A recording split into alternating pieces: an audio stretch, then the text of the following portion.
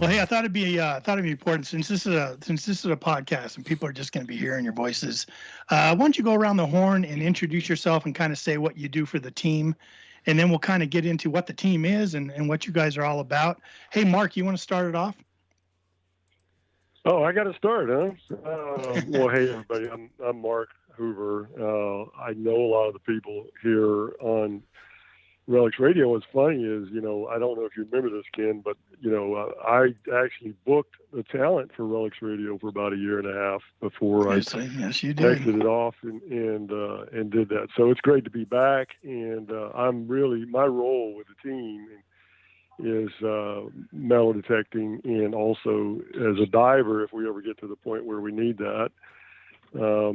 I got certified years ago, and I got recertified, so I'm ready to get back at it. And so I'm the sole person outside of southern Utah. I'm out of Florida, and we'll talk about it more tonight. But there's a real connection between the Spanish coming up the east coast or the east coast of Florida, and then what we're seeing out in southern Utah. But yeah, that's my role. Excellent. Welcome to the show. We appreciate you being here. I know, boy, we really, it was always great when you were booking talent stuff. Yeah. I wish I had you back. I know. You know how it is, right? So, it's definitely a thankless job sometimes. So I'll thank you right now for your years of service to Loy and Jeff. And good to have you back on the show for sure. How about you, Shaun? You want to go next? Yeah, so I'm Shaun. I'm in charge of the team's safety. I'm also the lead climber. Antonio is my climbing partner if we do need to go that route. He's going to be the one that is on the other end of the rope helping me. And he also is my landscaper and has a ton of experience with moving dirt and heavy equipment. Sweet. So once we get to where we actually have to roll up our sleeves and do the heavy lifting, that's what Antonio is in charge of. Nice.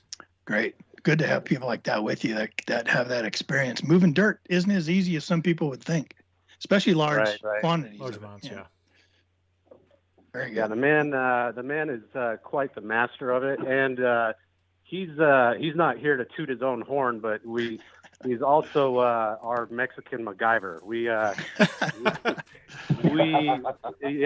call him the Mexicutioner because there's been tons of times when we've been in a jam and he's fixed something literally with baking soda and crazy glue to get us back on the road. Oh wow.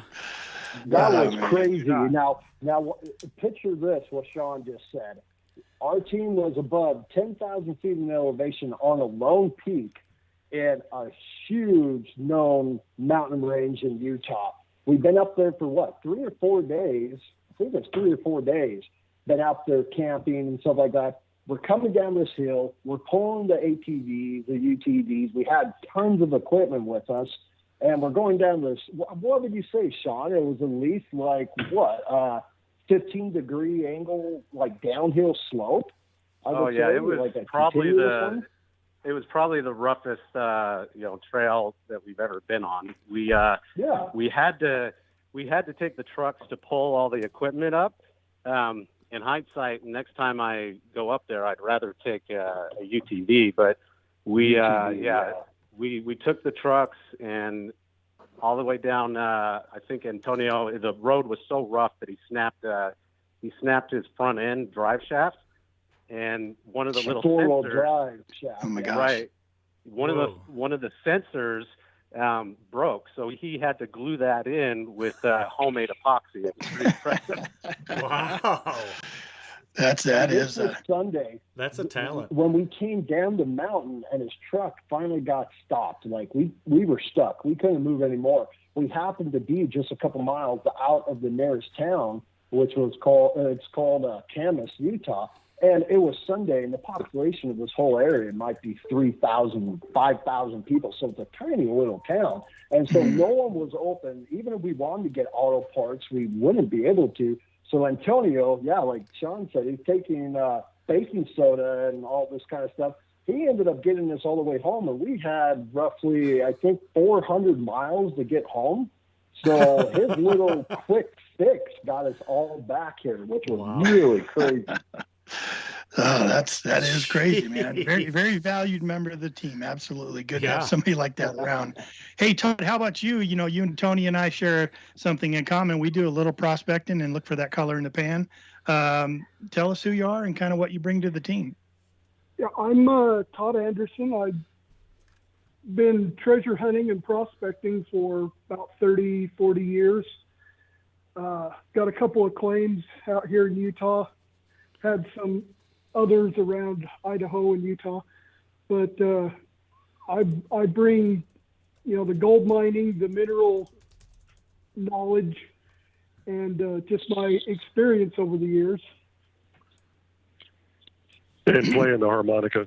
Yeah, master harmonicist. And my harmonica skills. Cougar sitter. Yeah. Wildlife handler. We got it.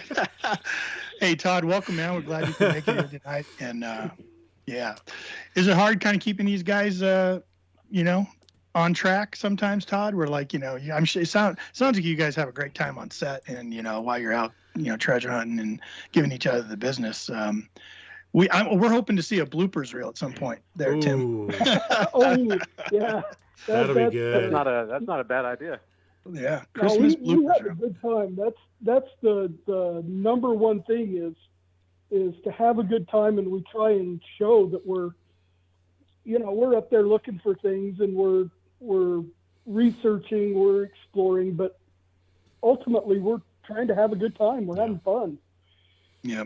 That's great. Hey, Tim, why don't you take it next and tell us, first tell us about Treasures in America and how that came about, and then how sort of Uncharted Expedition came about, and how you were able to rope all these guys and talking them into chasing you around the desert and, getting into the good stuff. Sure, yeah. So I'm Tim. I've been treasure hunting for 25 plus years now. This is something that I've always enjoyed doing ever since I was about 18 years old. I love the outdoors. I always loved history. So it just kind of made sense, history, looking for riches, looking for lost, undiscovered places and knowledge. It was just perfect for me. I started up Treasures of America in about 2015. I think I sat there and thought about the idea of Treasures of America for about a year or so. And it was around the time that I started working with Shaun. And me and Shaun, even though we butt heads at first a little bit, we had to kind of get to know each other during our day job. He was actually my boss. So I'm working for him around that time. I'm his assistant. We're in construction management. He was the superintendent. So it took a little bit, but to be honest with you, after a few months, me and Shaun kind of started learning a little bit about each other. And then I shared some things with him in my life. He shared some things with me. And, you just become friends. Either you're going to hate each other or you're going to become really good friends after working together for, almost 6 years. Oh, yeah. So the guy was my work wife. And when you talk about a blooper reel, going on YouTube is long overdue. Some of the stuff that we got into some shenanigans that we can neither confirm nor deny actually happened. So, but we had a lot of fun. Yeah, we did. You might hear from one of these podcasts, maybe even during this one, how Shaun talks about TIA inspired him.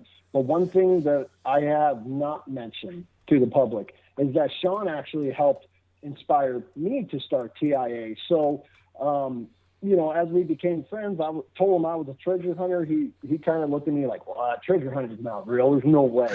And, a lot of people probably picture, me setting up these little hunts with Easter eggs. And as I started to tell him what I do and, all this lost history that's around and things like that, I started it up, and I kind of put myself out on a limb. I was by myself at the time, and I got to admit, especially back then, there were a lot of treasure hunters that had more credibility than me, and here I was putting things out there on social media and trying to, kind of feel things out.